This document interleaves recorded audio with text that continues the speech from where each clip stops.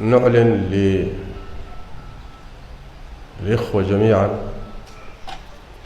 أن يوم غد السبت وغرة شهر رمضان لعام 1443 الهجري، وعليه نسأل الله تبارك وتعالى من الجميع أن يتقبل منهم صالح الأعمال وأن يوفقنا لما يحب ويرضى في هذا الشهر الفضيل.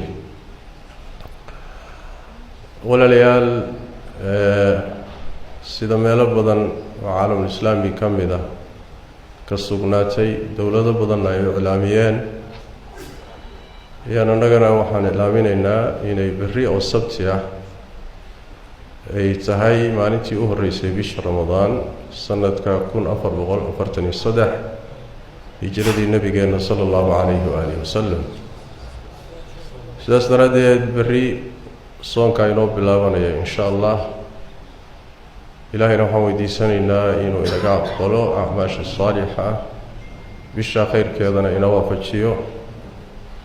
aragtidu waa midda caalamul islaami meelo badan laga arkay, wadanka gudihiisa wax naga soo gaaray ma jiro, laakiin taasaan ku soomaynaa insha allahu tacaala biidnillahi tacaala sidii noo ahay dhaqanka.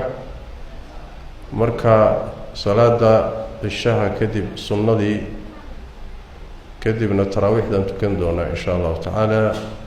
hambaliyo iyo taqabbal allahu minna wa minkum saalih al-a'maal. assalaamu calaykum waraxmatullahi wabarakaatuh.